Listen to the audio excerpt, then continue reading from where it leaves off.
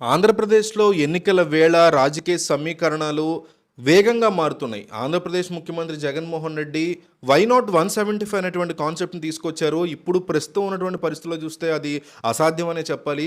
అయితే ఒక పక్క తన యొక్క అభ్యర్థుల్ని మార్చుకుంటూ, తన ఇన్ఛార్జీలని మార్చుకుంటూ, తన ఎమ్మెల్యేల్లోనే కాస్తంత నెగెటివ్ అవుతున్నటువంటి జగన్మోహన్ రెడ్డి గెలవడానికి మాత్రం మంచి స్ట్రాటజీయే వేస్తున్నారు.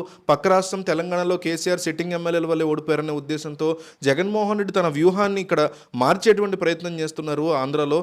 అయితే మరోపక్క తెలుగుదేశం పార్టీ కూడా తనదైన శైలిలో కొంతమందిని ఎన్నుకుంటోంది. ఎంపీ క్యాండిడేట్ల కోసం రెడీ అవుతోంది. మాజీ ఎంపీ ఆంధ్ర ఆక్టోపస్గా పేరు గడించినటువంటి లగడపాటి రాజగోపాల్ మరోసారి రాజకీయాల్లో యాక్టివ్ కాబోతున్నారనే వార్త వస్తోంది. టీడీపీలో చేరడంతో పాటుగా వచ్చే లోక్సభ ఎన్నికల్లో టీడీపీ ఎంపీగా పోటీ చేస్తారని ఆ పార్టీ వర్గాల్లో ప్రచారం నడుస్తోంది. లగడపాటి రాజగోపాల్ 2014, 2019లో ఉమ్మడి ఆంధ్రప్రదేశ్లో విజయవాడ ఎంపీగా పనిచేశారు.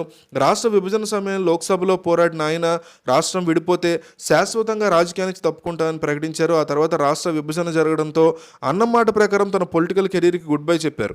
2014-19లో చంద్రబాబు సీఎంగా ఉన్న సమయంలో ఆయన పలుమార్లు కలిశారు. 2019 ఎన్నికల్లో చంద్రబాబు అధికారంలోకి వస్తారని ఆయన చెప్పిన ఆ సర్వే బోల్తా కొట్టింది. ఫలితంగా సర్వేకి లగడపాటి దూరంగా ఉంటూ ఉన్నారు.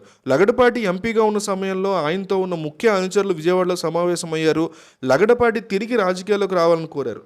వచ్చే ఎన్నికల్లో తిరిగి ఎంపీగా పోటీ చేయాలని కోరారు. ఏ పార్టీ అయినా ఆయన చేరితే దానికి మద్దతుగా నిలుస్తామని ఆయన సపోర్టర్లు హామీ ఇచ్చారు. కానీ లగడపాటి తొలుత తిరిగి రాజకీయంగా రీఎంట్రీ ఇవ్వడానికి సిద్ధపడలేదు. కానీ తెలుగుదేశం ముఖ్యులు లగడపాటితో ఇప్పుడు టచ్లో ఉన్నట్టు సమాచారం.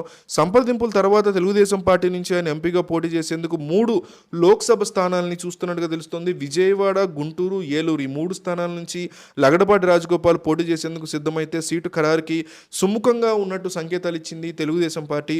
దీంతో లగడపాటి రాజగోపాల్ తన రీఎంట్రీ ప్రకటనకు ముందే దీని మీద ఒక నిర్ణయాన్ని తీసుకుని ఆ తర్వాతే ప్రజల్లోకి వెళ్ళడానికి సిద్ధమవుతున్నట్టుగా తెలుస్తోంది. ఈయనకి మంచి రాజకీయ బ్యాక్గ్రౌండ్ ఉంది. విజయవాడ నుంచి ఆయన 2 సార్లు గెలిచి ఎంపీగా పోటీ చేశారు. సో విజయవాడ ప్రాంతమే కలిసి వస్తుందనేటువంటి అంచనాతో ఉన్నారు. అయితే సిట్టింగ్ ఎంపీ కేశినేని నాని తిరిగి పోటీకి ప్రయత్నాలు చేస్తున్నారు.